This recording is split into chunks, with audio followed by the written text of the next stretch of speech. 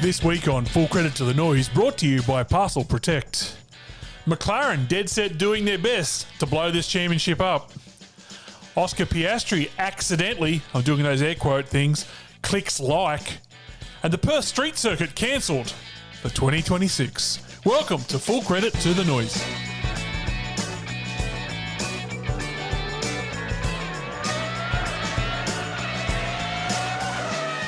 Well, hello, good morning, good afternoon, good evening, and welcome to Full Credit to the Noise. You can find this podcast on Twitter, Instagram, and Facebook at FCTTN Podcast. You can find me on Instagram, Twitter, Blue Sky, and Facebook at @former_legend. You can find the bloke across from me on Twitter at AVL_motorsport. He's on Instagram at AVL.motorsport. He's the man who this week was a surprise intruder on Big Brother. He has declared this year's Schoolies as the best he's ever been to, and tonight he's wearing Shane Warne's baggy green cap. Welcome to Speak Cafe's Andrew Van Leeuwen. Thank you, Former. When we recorded last week, I was at the Sejuna Roadhouse for the podcast, and this week I'm actually behind podcasting enemy lines. I'm at Richard Crale's house in the Barossa Valley using his podcasting equipment. So yeah, what a crossover. And just over your left shoulder, are they books or are they DVDs up there in the behind you? They are books. He's a very well-read man, is Richard Crale. They're all V8 detectives, I understand. That'd be all of them. Maybe. What's happened this week, mate? Where were you on the weekend? I seen you ran third Yes. for the weekend. Yes, ran third at the Formula Ford 1600 Nationals, which was a pretty good outcome. 2-3 for our little team there, with William Hall in second in the final. I had him covered in all four heat races, and it just rained right before the final, and he is very good in the wet. I have to give him that. And he pipped me in the we didn't pip me, actually. He spanked the crap out of me in the final, unfortunately. But man, it was a cool weekend. We had so much fun racing those cars, and to bring home to have a couple of trophies to go in the back of the truck to go back to Perth is very, very cool. Mate, good track, right? Heaps of fun. What's it like to drive? Heaps of fun. Oh, it's got its frustrating moments, like turn 3 when you're like, man, this can just end whenever it wants to. And first gear at the really tight hairpin's pretty interesting. We don't use first in the Formula Ford usually, except to just get the thing off the line. But heaps of fun, good racing track. Turn 1 is just like you just sort of tip it in and bash the throttle and hope for the absolute best. So I really enjoyed it. Like you never know when you go to a new track whether you're going to gel with it or whether it's going to be hard work. But straight away I was quick. It was a great weekend, and they really I have to say, the guys at Malala, they looked after us heaps. We had logistical challenges because we drove a big truck all the way from Perth to do it, and they were really, really helpful. So I really genuinely mean this. They looked after us heaps, and still are, as we're kind of transitioning into the Adelaide part of the trip. But yeah, it was just heaps of fun. And as much as we kind of had across both cars, we had the pace to give it a really good shake, and then the conditions just got away from me a little bit. But we would have taken a couple of trophies when we set off from the west over a week ago now. So definitely can't be disappointed with that weekend. Many flies? Heaps of flies. Yep, lots of flies. Actually, and the funny thing is, so we actually went back to the track to load up today because we kind of needed a bit of a day off on Sunday, to be honest, after a big couple of days out there. So we went back out to load up today and bumped into Jesse Love, the freshly crowned NASCAR Xfinity champion, who is racing for Terry Wyhoon's Image Racing team in Super 2 in Adelaide this weekend, which is a massive coup for Terry and that team. So he was having his first run in the car at Malala. They opted to go for Malala over the bend just some of the corner profiles might be a bit better prep for Adelaide. Never been to Australia before. First place he ever goes is Malala. And we were chatting, and he's like, what is with these flies? Like, this is absolutely insane. And I was like, yep, it sure is. But it was quite interesting because you always think of these, these are heritage circuits, but it's been, there's no other way to put it. That circuit's been in a bit of neglect for a while. It was the race meeting last weekend was called the Homecoming because this is the return of kind of, top level national motorsport to that venue. Yep. And you always think, oh man, what a place for this guy to go for his first track in Australia. And we were just chatting, and I sort of flagged that. I said, well, you've just got here and you've gone to Malala. And he said, mate, compared to some of the places we go and test and race at in the States, this is like an F1 track. Really? He said, don't be down on this place. Like, it's really fun to drive. And like we go to some pretty rundown joints over in the States as well to do what we do. So that was quite an interesting take, and I reckon his eyes were open pretty wide after a couple of runs in the supercar today. Yep. And imagine when he gets to Adelaide in a few days, like that's gonna get his attention, I reckon. But lovely guy, and I only saw the first couple of runs. He was really trying to acclimatise to it all, but you don't win championships at that level if you're not half decent. So that's hopefully very he gets true. his head around it and gives it a good shake in Super 2 this weekend. Did you explain to him about the flies and the bodies in the barrels that are out that way, and that's probably what the attraction is? I kind of cut the conversation short after the flies. I felt that was that was all he needed to know at that point. All right, let's go to the shift cut because it was a lot of F1 news and some supercar news. 4, 3, 1. All right, let's go over to Las Vegas and F1 qualifying, and Lando Norris just continued his run of form. He claimed his third consecutive pole in a fascinating wet session. AVL, I don't know if you've seen it. Jeez, Yeah. it was good to watch. It was fantastic. No, we were watching it. We were watching in the front of the truck, the front of the transporter, and it just looked wild. Like it looks so sketchy. I was so surprised they were running, but then again, Yep. they probably seen Bathurst and thought, well, if it's good enough for them. Yeah. Oscar could only manage fifth. He actually held provisional pole halfway through Q3, but then was eclipsed by Norris, who went nearly a second faster on final runs. Oscar was hindered in a bizarre incident with the Racing Bull of Isaac Hadjar approaching turn 14 side by side. He had to go off to avoid any collision, which cost him any chance of improving his time. Max was second. Sainz popped up for third, and the hall monitor was fourth behind Oscar. Worrying trend of pace for those two, Oscar and Lando. Lando just seems to be in absolute supreme form, and Oscar, mate, he's fallen off a cliff, hasn't he? Yeah, I mean, I guess the qualifying form doesn't really matter now for that race. You know, we get to that. We can get to chatting about the race itself. But yes, I mean, just another occasion of these sort of low grips at a circuit that's lacking grip, just really not working for Oscar at all. In the race, Liam Lawson forgot about Anzac Spirit and cluttered into Oscar at turn one. Lando outbraked himself to allow Max through, while Gabriel Bortoletto, he started the race like he turned damage off on the PlayStation and just started sliding down the inside until a car stopped him. It just happened to be Lance Stroll's side pod, so he used that as brakes. Max went on to win the race from there. Lando got back to second and the hall monitor ran third. Oscar was gifted fourth after a post-race penalty to Kimi Antonelli. But a couple of hours later, after the race, it became clear that the stewards were looking at the McLarens before news came through of a double disqualification, promoting Antonelli back to third. Apparently, Zach Brown appealed the penalty against Lando, not Oscar, but no luck. And it now leaves the points race with Norris on 390, Piastri and Verstappen on 366. Pretty much 58 points left on the table, AVL. In some sort of way, it was a better outcome for Oscar. It was. I do just want to backtrack a little bit and just talk about one point in the race, which I think just summed up George Russell perfectly, which was when Lando was hunting him down and he got on the radio and said, "I'm just going to let him go." Like, I just couldn't believe it. You know, he said, "Oh, I'm not going to risk a trophy fighting a faster car." And it's like, oh, man. That's the we really spirit. need you to, we really need you to hang it. Like, it was just the most George Russell thing I've ever heard in my whole entire life. But yeah, that and then he was yelled out, overtook me under yellows. That was a really boring race for starters, and it's kind of good that something happened afterwards to give the whole thing some interest, because it was not a good Grand Prix. Really, I don't think. But yes, what an interesting situation that has been created out of that double disqualification for McLaren with those skid planks. It was always, the second it was under investigation, it was always going to happen. They'll never let a technical breach slide for very obvious reasons. It's a bit of a blessing for Oscar because he doesn't lose those additional 6 points to Lando Norris. Even better if it had only been Norris's car that had the illegal plank wear. That would have been an absolute dream scenario.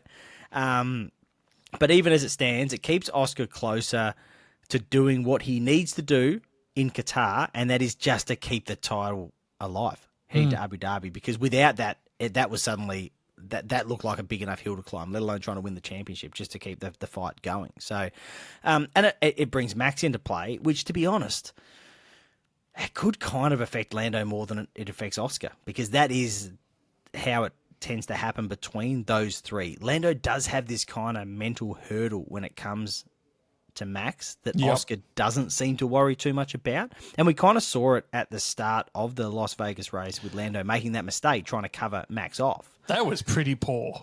Yeah, that was pretty absolutely. I feel like this has really rejuvenated the title fight quite nicely. And obviously, you know, we need to see Oscar up his game, but he is good at Qatar and he is good at Abu Dhabi, so he does have the opportunity to do that. He has to outscore Lando in Qatar to keep the championship alive. It is a sprint weekend, so there are ample opportunities to do that. But yeah, it's the situation after the disqualification is absolutely better for Oscar than it was before. Yeah. Funnily enough, I guess. I still, if you're framing a market right now, you'd still have Norris under even money, surely. Yes. Oh, absolutely. Like if he can outscore both of those guys by a point in Qatar, he goes to Abu Dhabi. You know, it's a 24-point margin in front. So yeah, he doesn't need to do much, but the pressure's now on. You know, and the pressure was almost completely off. Like it was almost a complete done deal. So yes, he is still the overwhelming favourite. And to be honest, the kind of that sort of first corner mistake aside, he has been in kind of unflappable form.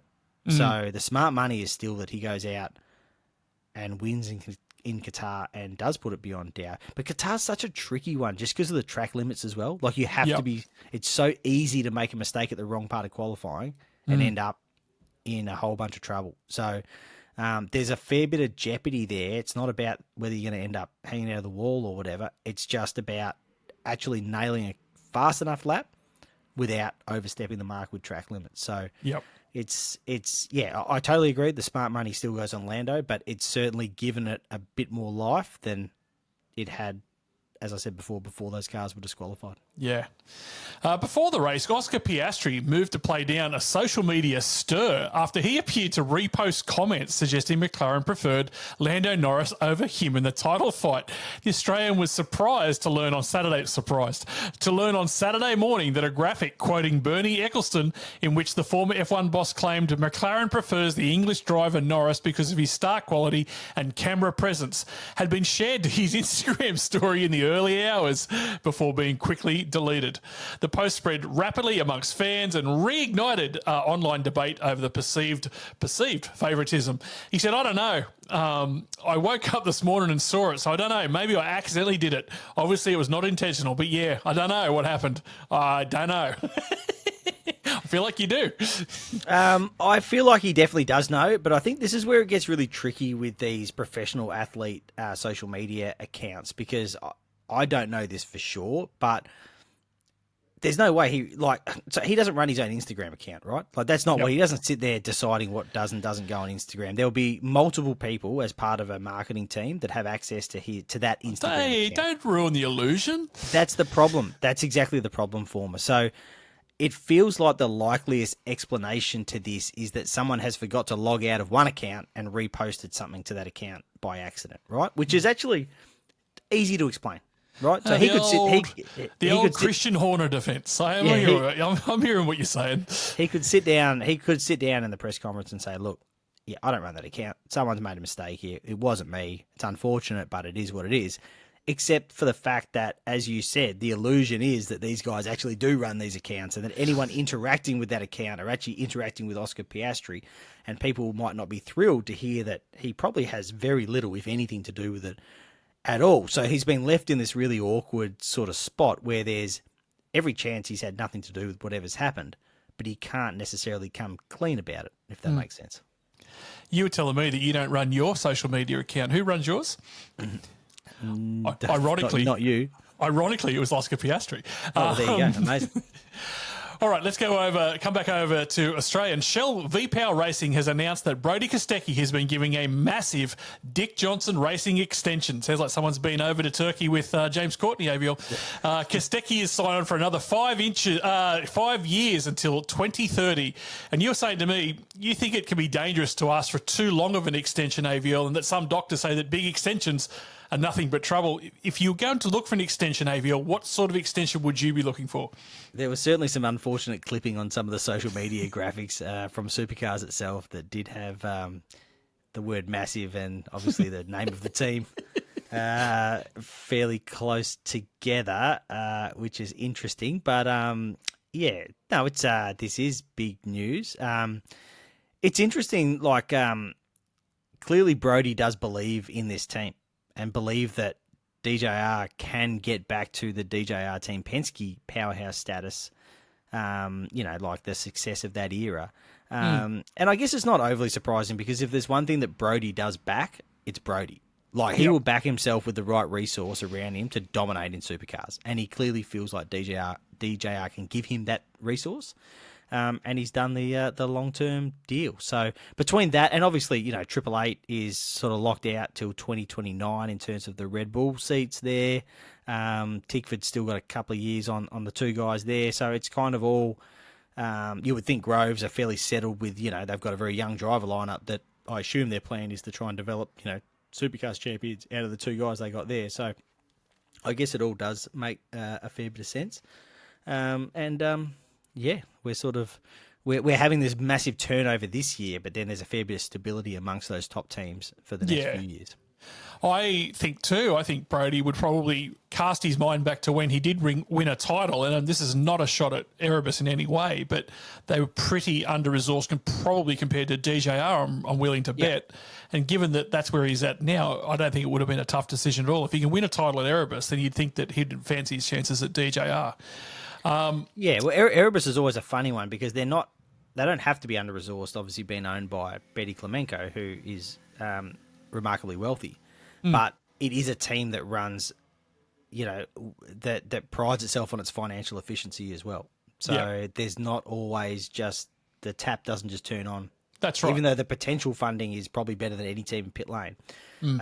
It's not something that, under Barry Ryan's management that's not his approach to how they go racing. So, obviously there is, there's changes happening at DJR. There's obviously David Noble's on his way out. There'll be a change in the CEO role, but Brody obviously sees enough of the kind of structure in place to say, yep, I reckon I can help turn this team back into the team of the Scott McLaughlin era that did enjoyed such amazing success. Supercars and the Western Australian government have confirmed plans to host a round of the championship on the streets of Perth, but not until 2028. Yesterday's announcement follows confirmation last week that the Environmental Protection Authority has decided against launching a formal review into the project. Spanning approximately 3.4 kilometres, the circuit will feature 12 turns and a main straight anticipated to be capable of reaching top speeds of up to 230 kilometres per hour. Yeah, I think you said at the top of the show that it's been cancelled for 2026. It was cancelled for 2026 some time ago. Now, in reality, so that was Plan A when this whole kind of idea came to light that it would open the 2026 season. Some pretty key deadlines for that were missed pretty fast. It became a 2027 kind of plan at that point, and even. So we did a briefing with James Warburton, by we I mean sort of the media, when this year's calendar was released, and he did kind of hint that, he sort of talked about season opener and hinted at Perth Street Race being 2027 or 2028. And when you hear that, you go, okay, well, I reckon we could probably think about the latter there. So this is not overly surprising news that it will kind of get pushed back. And given the fact that the plan is for it to be the season opener, like for sort of a brand new facility that's not just car racing stuff as well. They have to build a whole bunch of stuff there. If you're looking at something for February 2027, that's already pretty close as we see it right now. So yeah, that's right. So yeah, there's nothing hugely surprising here. I think I've sort of felt like since that briefing with Warbo that this was the sort of the way the timeline was going to blow out a little bit. Ludo Lacroix has parted ways with Premier Racing Team. A team statement says that they want to thank him as he has chosen to move on to new opportunities. They said he brought valuable experience, leadership and passion to the team environment. Despite big investments in Lacroix and Triple Eight cars and technical support, Premier has scored just 2 podium finishes across the 2 seasons he was at the team. Lacroix hinted he will not be involved in the Supercars Championship next year, except for in the commentary box AVL, because he'll be easier to understand than some of the stuff that I hear there. Again, this is in no way a huge surprise. There's been so much chat about this all year. I found it really interesting that the announcement really addressed the kind of theory around why the team didn't necessarily feel that it could get the right value out of having Ludo involved, and that is that he just can't have the technical influence that he used to have in other eras of the sport, in the Gen 3 era, with so many control parts, that sort of bold, outside the box thinking in an engineering sense. And I mean like parts engineering more than race setup engineering.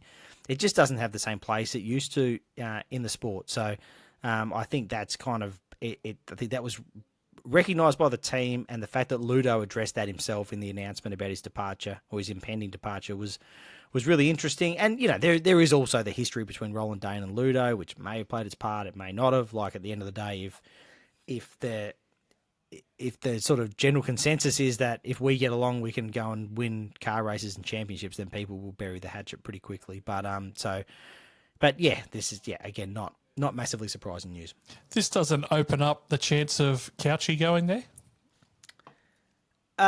Look, I still stand by at the moment, as I sit here, stand by my theory that he's been in the team principal role, and I think he would want another team principal role if he were to go into Teamland. And Roland Dane's got that sewn up, so that's still a complicating factor on that part from where I sit.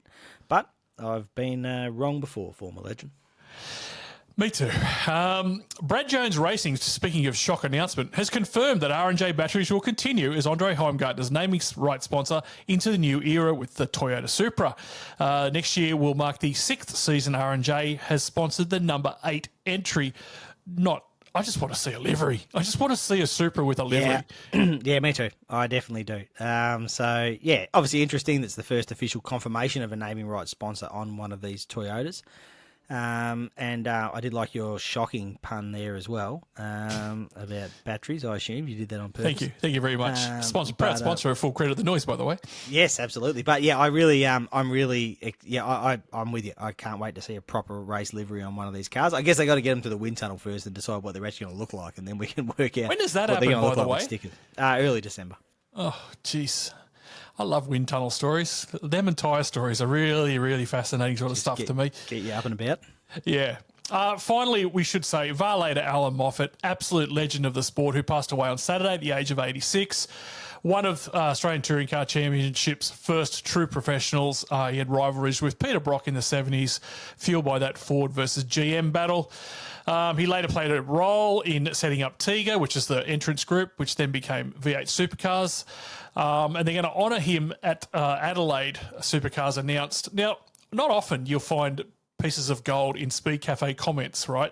But there's a guy named Dave Rides who wrote something under the Alan Moffat story that I thought was a fantastic idea. He said a good tribute would be for a former Moffat car and an old GRM car to lead the field to the grid for the final race, stopping on the front row. After the current drivers have exited their cars and stood for a minute silence, have the old cars depart on a second lap back to the pits, leaving the front row empty.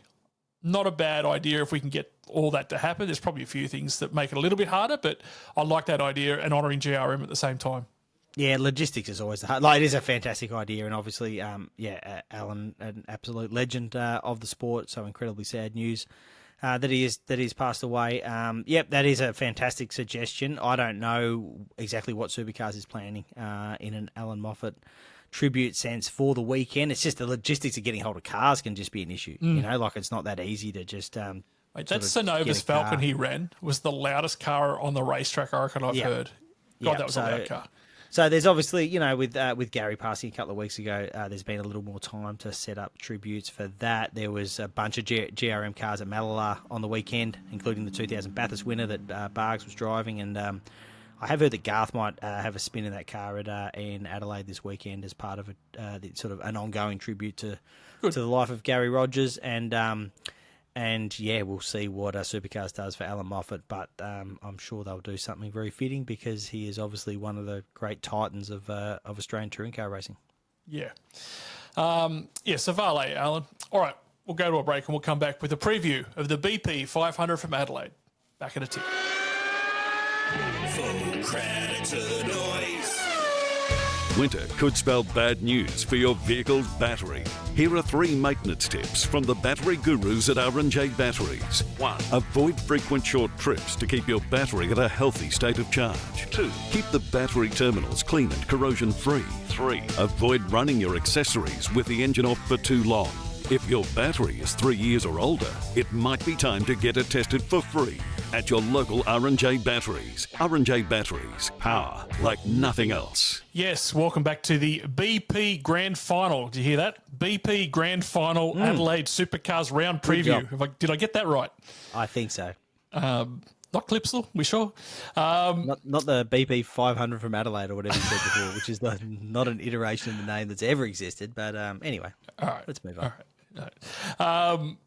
Well, we start on Friday in the racing sides of things. There's 3 races this weekend. One's on Friday at 4:50 p.m, just in time for knock-off beers. Goes for 32 laps. One on Saturday, one on Sunday. They both 78 laps each, and they both kick off at 3:45 p.m. Cars are on track for the first time on Thursday at that same time, 3:45 p.m. AVL qualifying is on Friday at 1:10 p.m, Saturday starting at 10:35, and a top 10 shootout at 1:05 p.m. Now, weather. How is it there today, by the way? It is warm. Hot. Actually, it's hot. It's like mid-30s and very muggy. But there has been weather hanging around. We got weather on Saturday. Yeah. So, yes, there is weather hanging around, and there is some talk about weather hanging around a little bit. Yeah. That's what we need. Possible showers Friday and Sunday, but that's long term at the moment, obviously. Supports of the Super 2, Carrera Cup, the Aussies and the Trans Ams. Defending champ is Will Brown. Brock won Saturday last year. Will won Sunday. Don't forget, for those who do have a ticket, Lenny Kravitz, who definitely doesn't need any type of extension. AVL, Google that if you're not sure. Unbelievable. Congratulations, Lenny. He's playing on Friday night. And then for those who are about to rock, AC/DC plays on Saturday night. Speedways on Thursday night. Wednesday night, Thursday night, Friday night for sprint cars, and then there's, I think, wingless and some other categories on the Saturday night as well. Brilliant. All right, predictions. Who have you got for the podium for the weekend? Chaz, Brock, and Will Brown. Wow. Mm-hmm. I've got Anton, Chaz, Will. Wow. Yeah. Shootout poll, I've got Anton. I think that speed is genuine. I've got Brock Feeney. Okay. What about your best roughie? I'm going to go with Nick Percat. Oh, yeah, last race. If anyone was going to go out with a bang, I reckon Nick's capable of doing it. I'll back Brody if that's a roughie. I don't think that's not a roughie. Oh, well. Brody of the updated Mustang Aero at the Adelaide Street He's got someone's Circuit. old clunker. That he is took Will's not, off him. He that said, is not give a us Will's roughie. old one. I'll that take is it. the That's fine. worst roughie I've ever heard in my life. No way. All right. I'll go back to the pool and I'll come back with Andre. Get that in there. There you go. We'll give you that as a roughie. If this is the answer for this weekend, what is the question? The answer is covered in packing tape on a trolley and dropped off down pit lane. What's the question? Well, usually it would be drivers changing teams, but we have this kind of weird thing of so many rookies coming into the championship next year that there's not as much sort of those sort of shenanigans out there to be had. Correct. So my question is, how will Stefan Bartholomeus arrive from the strippers to the track on Saturday morning? Wow. That's I'd be proud of him. I'd be a little bit proud of him. Would you be surprised? Oh, yeah. Yeah, yeah, very much so. If this is the answer, what is the question? The answer is Kai Allen. What's the question? I just know this has something to do with my comments about him not wanting to win the title last week. Surely you're going to stitch me up here. No. Who could be Angus Young's great-great-great-great-great-grandson? Ah, yeah, that's a good one. Very good. And Kai, if you're not sure who Angus Young is, maybe Google it. What about your unlikely headline from the weekend? Fans furious after thrilling title showdown. I've got one better than that. Peter Adderton congratulates Supercars on everything they've done this year.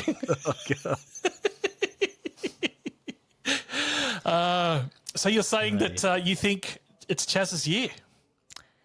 I just have this feeling. I just have this feeling that it's that it could be his year. He's my favourite right now. Just. Do you know what I reckon? Not much in it, like between him and Brock, but I just have to. I would just have him just ahead. I don't know why. It's just a complete gut feel. Chaz could win it this weekend, or we could know by Saturday afternoon that he's no chance. That's the sort of year that he could. That's the sort of form he brings. He's hot and cold. Oh, as long as the bad luck keeps happening on the car two side exactly. of the garage, then he should be absolutely fine. That's very true. All right. Well, good luck to all those involved. I'm going to have a sneaky little bet too, because I think Will Brown is $6.50. That seems good value to win the title. Certainly not. Far from impossible. Yeah. Very, very plausible. But bigger chance than Oscar. I've just got, I don't know, just Chaz is, just what I'm feeling. All right. Which means it's almost definitely wrong. Hope you're right while I wear this free jacket proudly. All right. We'll go to a break and we'll come back with Rear of Grid. Full credit to the noise. If you're out there forklifting, bobcatting, jackhammering, backhoeing, trenching, digging, drilling and persuading, you want to know that if anyone is thieving your stuff, that your insurance company will be timely with approving. So get on to Truck Assist, the insurance to keep on earning, with cover for the machines you're hauling and your work truck too. Go to truckassist.com.au. Then get back to all that persuading. Limits and exclusions apply. Consider the PDS and TMD on the Truck Assist website. Yes, welcome back to Rear of Grid. Now, before we go into Credit or Shred at AVL, this is the weekly reminder about Full Credit of the Noise membership. You can go to FCTTN.com, follow the links from there. One of the values is the Discord, which is a bunch of people talking race cars, which is just fun. Mm-hmm. Yeah, sure is. And then also cricket, which was even more fun. Thank the Lord, because halfway through that second day, I was in all sorts of panic mode, the way the Poms were travelling. But we come through. And I know that as a Lando fan, you'd be very disappointed. All right, 6 credit or shred it's. I'm going to make a statement. You just tell me if you agree with the credit or disagree with the shred it. Number 1, the Las Vegas Grand Prix is the most soulless race on the F1 calendar. It's a hard credit. Yeah, I agree. Oh, I've got no love whatsoever. Well, none whatsoever. We'll discuss in a bit, but yeah. Number 2, the way this year has played out for Oscar will damage his psyche for the next couple of years at least. Nah, hard shred it. Credit. A driver's contract extension in Supercars is just an indication both sides are happy now, and there's no guarantee of it being fulfilled. Yeah, credit. Credit. Number 4, Lewis Hamilton called his Ferrari campaign the worst season ever and admitted his 10th place finish felt meaningless despite an impressive recovery drive. He really needs to retire at the end of this year from what has been basically an ego-stroking vanity project at Maranello. Shred it. Credit. Every Aussie motorsport fan will be cheering Oscar on, but we'll have a backup plan to cheer Max on as well from here till the finish. Credit. Credit. Number 6, stepping outside of motorsport. Usman Khawaja will never play another test for Australia. Ooh. Credit? Credit. All right. The Las Vegas GP. It looked half empty. I don't know what it is. I don't even know why. It just does not capture my attention at all. No. I think and I've said this before, and I've probably said it on this podcast before, I think it should be during the day. Otherwise, it may as well be Jeddah or Singapore or whatever. Like, I don't think it looks spectacular enough for something that is so spectacular. It just doesn't do it for me, and I don't know why. But when I saw that statement, I was like, yes, I could not agree more. Yeah, I'm the same. And it didn't look overly packed. Stands were half empty, and there was even some of the places where spectators could stand on GA. I imagine that's where they were. Even that was only like 3 deep. In some places, it's just a nothing for me. The track looks like shit as well, by the way. The way this year has played out, Oscar will damage his psyche. Nah, look, I've listened to podcasts and stuff with other F1 journos talking about how kind of normal and upbeat Oscar has been through this whole dip in form, and I think sometimes the fans do get caught up in this more than the drivers do. And that's not an F1 thing. You think about any sport, like I think that when your footy team loses the grand final, you're probably hurt for longer. They're at Mad Monday 2 days later, or on the piss having a great time, and you're still sitting there miserable that your team got flogged in the grand final. Yeah, so, that's right. It's just a thing that happens, and I think particularly in terms of fans getting caught up in all this, when there's all these conspiracy theories, that are out there kind of whipping people into a frenzy. The athletes are professional athletes. They know how to ride the ups and downs, So I think that it's not something that's necessarily like this is Oscar's third year in F1. Like he's exceeded expectations to be in this position to a very large extent. And don't forget that champion or not, and this is the very harsh reality of all of this, he'll go home to his luxurious apartment in Monaco and continue being a millionaire whose bad day at work involves driving a Formula One car not quite as fast as he wanted to. I get that. That is the reality of it, And that may be true. He'll move on. That may be true for a lot, but I reckon he's wired a little bit different. But I actually think he's wired a little bit different in a very different way in that this will all go into this, like, he'll process all of this as a learning experience and be better for it. Okay. Yeah. I wonder, would you, separate question, number 7, if you were managing Oscar and he was given the option right now to go to Red Bull or, say, Aston Martin, would you do that or would you leave him there? No, you leave him there. Okay. Drivers' contracts in supercars are pretty much meaningless long term. Yeah, I mean, the Brody Erebus saga aside, we don't really see drivers being forced to honour contracts, do we? Like once the relationship kind of once one side of the relationship wants out, that's generally what happened. And Nick Percat has 2 years left on his MSR deal. Yeah, and Richie Stanaway still thinks he's driving next year. Yeah. So, and that was a 1+1, so a little more complicated. But Percat's wasn't. It was pretty clear cut, and he's about to retire from supercar. So, yes, I think the statement needs a credit. Decade Dave's still got 8 years at Erebus somehow. I can't wait for that to kick back in. Let's talk about Lewis Hamilton. You don't think he should retire? I think he's been very disappointing. No. I think the fact that he's taking this lack of performance so hard shows that he does actually still want to perform and succeed.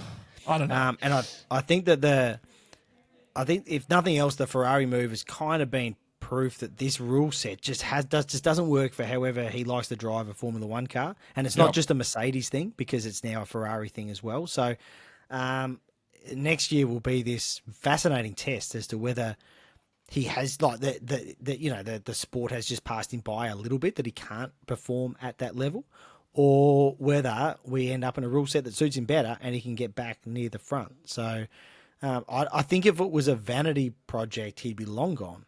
Like, this is not vanity. This is potentially reputation harming, but he's still there. Like, he's still in the thick of it and obviously taking it to heart that it's not working well for him. So, yeah, no, I just have a different take on that. I don't know. He's always been self-deprecating, and so this really, I feel like some of these words are even meaningless, to be fair, let alone his top 10 finish on the weekend after he qualified 20th. I think the reality is if you look at where he's been compared to where Charles has been, Charles ran 6 on the weekend and was filthy. And Lewis had to fight back. I mean, he was blessed at the start that there was just an absolute game of 10-pin bowling down the inside, and he grabbed 8 places within 3 or 4 corners. But I don't know. I think he's washed, and I actually think I'm not convinced on the Behrman thing, but if that's the go, then I'd stick him in there now to start this next cycle of cars. Yeah, no, I think that would be a very silly thing to do. I think when you have the opportunity to give Lewis a go at it, and Ollie's got plenty of his career to go. Like, he's not going to be worse for another year at Haas. So, to me, you just couldn't do that unless Lewis said, I just can't deal with this anymore. But I don't think he will, because I think he is also fascinated to see how it plays out with his new cars. What about Aussie Max? Are we all in? Yep, I think that's a pretty obvious statement, that one. Everyone I was watching the race with on Sunday Arvo was definitely up and about that. So I think that's definitely how the opinion will be. Uzi Khawaja, 38, turning 39. back spasms, played golf the day before, and then came back and couldn't even bat, basically. I couldn't open either innings. That might be it for him, I reckon. Yeah, I mean, as a 39-year-old who's, been beaten up by trying to play sport at a level he probably shouldn't have been on the weekend, I do take that slightly personally. But, yes. I thought you were talking about Lewis Hamilton. No, I was talking about myself. But I think that, I could definitely... Geez, I would have liked to have watched some cricket on Sunday, to be honest, to rest my aching body. I would have liked to have sat down and watched some cricket on Sunday, but there was no cricket to watch because the game's over. Imagine having a day 4 ticket. You're very optimistic. Imagine the bloke trying to sell pies for day 4. Yeah.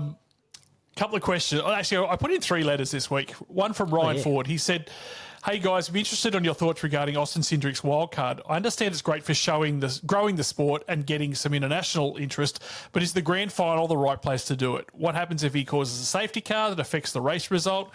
I couldn't see the AFL introducing a new rule just for the grand final. Doesn't sit well with me. I'm interested in what you think." I'm cool with it. I think it's great.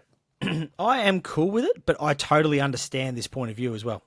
Like, I think Ryan's point of view is completely fair. And I raised it myself on, I think it was on the news pod with Stefan when the Cindric wildcard was first announced, because I do love having wildcards on the grid. I'm fascinated to see how Austin goes, and I'm genuinely happy he is on the grid in Adelaide and that Ford and Tickford and Supercars pulled this together. But my first instinct was exactly the same. Like, this is the very first grand final. Do we really need this actual wildcard factor in this, or should we just be letting this play out in a sort of natural setting the first time around? So I've come around to it. I'm happy that it's happening. I'm fascinated to see how it goes, but I do think that's a really fair point that Ryan's made there. Yeah, I think it's great. I understand. I'd love to see a team bring in an American into the AFL Grand Final. By the way, that would be fantastic to watch. Outside of Mason Cox, obviously. Tim Howard says, "Hey guys, love the pod and have listened to every episode." I just said that because it seems like mandatory comments to get a mention on your show. I wanted to share some thoughts regarding the final series, and particularly AVL's comments regarding giving fuel to the naysayers should Kai win the championship. Here we go. When the final series was first announced, I was sceptical, but seeing the Gold Coast and Sandown, I'm now a big fan. It has kept the championship engaging all the way to Adelaide. Agreed.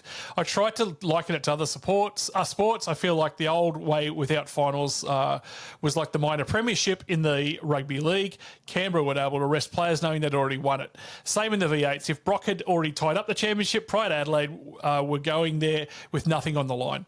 So my thoughts, who cares if Kai wins? It's a great storyline. To win the championship or grand finals in other sports, you just have to make the finals race, and then whoever is best on the day wins. He then touches on Stephen Bradby, which is this is where I think Kai could do it. But what do you reckon? I think that firstly, I love the fact that Tim's been converted by the first two finals events we've seen. I think that's amazing, and welcome to the to the right side of the argument as far as I'm concerned. But I think they're all very fair points that he makes there. I guess to reinforce what point I was trying to make last week is that the Supercars final system is just too new and too polarizing for a huge upset. Yep. So we love the upset grand final wins in the AFL and NRL, right? Because the system is so immensely established. Yep. And it's fun to see the upsets because they don't pose any threat to the whole way the competition is run. In this case, in Supercars, it's still brand new and it does still have its detractors. So we just need to bed it in a little bit. And a few people pointed out to me on social media and stuff, and it's not wrong. There's some contradiction to my love of finals and my kind of desire to see it play out with one of the more successful established drivers in terms of this season winning it. That's absolutely fair because there is. That's just how it is. But I just want to see us get this thing established because I think it is a positive move for the sport. And then we can get into having the amazing upsets and talk about how good it is that's what it brings, you know? Yep. So that's the difference between the footy codes and this at the moment is that we just need some time, you know? And hopefully in 10 years, then it is amazing if a Kai Allen comes along and wins it. And it will still be amazing. There's no doubt it will be amazing. But I stand by my point last week that it will still give people who don't like finals a soapbox to stand on. And I think it would be just a cleaner outcome if that's not what happened. And that handle is at AVL_motorsport if you're looking I for heard him. plenty about it, don't worry. Finally, Dwight McAwesome, question for the pod. A lot of talk around paid drivers and paying drivers. Can you break down for us what's the difference between, say, a Chaz and a Cam versus Woody and LeBrock? I'd be very surprised if Woody's not getting paid. Paid versus... He's getting paid. Paid driver versus paying driver. How much does a paying driver need to bring to the team, roughly? Obviously, it depends on the team, blah, blah, blah, blah. What's a paid driver getting as a salary, roughly? And is that salary plus sponsors money, or is it a salary plus separate sponsor deals? I want to touch on this in a minute. If I'm a paying driver, what money, if I'm bringing, does it go to roughly? And does that mean I effectively have to source my own salary through my sponsors? Well, depending on the wicket, yeah. So let's go back. First of all, I will correct you. I'm pretty sure Woody's on a wage. I'm happy to be wrong, but I'd be surprised. LeBrock, I'm pretty sure he's tie-in. I'm pretty sure he's been on a wage too. I'd be surprised if he wasn't. You won't know, basically. Yeah. Like, this is a string of how long is a piece of string guesstimates. Yeah. To be honest, so you'll never quite know how these deals work, but I'll do my best to offer some insight. So you got your paid drivers who are just paid. They're contractors. They will get paid a monthly salary, usually as per their agreed contract, and they will generally have a base salary and then a bonus structure. And those bonus structures are different for each and every team, and it's all part of the negotiations when they do their deals and all that sort of stuff. So that's how that works for the paid drivers. There are then times when a driver is neither paid nor paying, so effectively just they get a free ride, often to help get established in the sport. And then you have countless different models of a funded driver, which doesn't always mean they're a pay driver, right? So it might be that you bring your own sponsor. So effectively, a funded driver is sponsoring the car. So whether you bring your own sponsor, and that might be family money, it might be a company that believes in you, whatever. That doesn't matter. There will be a financial obligation to fulfill so that the race team can service having a race car on track. And car space will be made available to help you fill that, and it's up to you to come up with that money. And that's where it gets really tricky, because you look at someone like James Courtney, who's been at 2 teams now with Snowy River's caravan money, and he's about to go to a 3rd team with that money. So it's effectively the same model, but you wouldn't turn around and call James Courtney a pay driver, because that's not what he is. He has a legitimate sponsor, and he's making good money out of that sponsor himself, and then going car racing and benefiting teams by being a really fast race car driver. So, and that's another way the system can work, as Dwight kind of pointed out, that there are times where a driver, the deal might be that the driver has to deliver, I don't know, these are just figures plucked out of nowhere, $500,000 for the drive for the season. But if you can get 650 out of the sponsor, you can pay yourself a wage. So it's just an incredibly complicated business. And then, you can go further with it and break down. So when you sign for a team, the team gets a certain amount of space on your helmet. So even if you're a full paid driver, there's a certain amount of space on your helmet that the team, and again, these things get negotiated, then have control of to put team sponsors on. And then you've got space on your helmet to put your own sponsors, and that money goes straight into your pocket. So,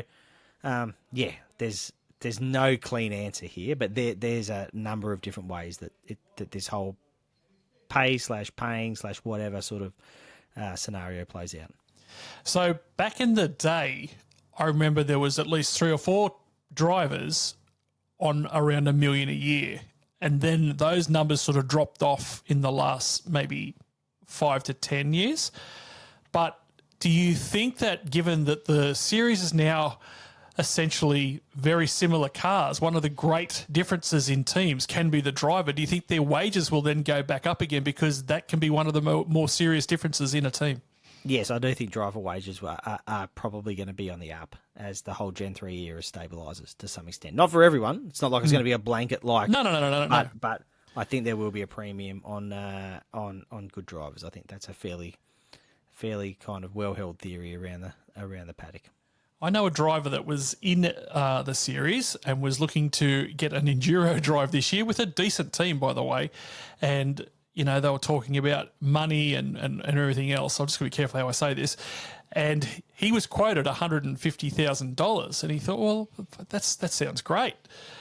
until he realised they were talking about him bringing $150,000 to the team for the enduro drives. So it is, like you said, from one end of the scale to the other can be very, very different. Yep, for sure. All right, that'll about do us for this episode of Full Credit to the Noise. Don't forget, you can find this show on all the socials at FCTTN Podcast. And you can read AVL's excellent work at speedcafe.com, where they break all the big motorsport news first. Until next time, I've been former Legend. He's been AVL. This has been Full Credit to the Noise, and we'll see you at the Crazy Horse. I'll be there. See ya. Full credit to the noise.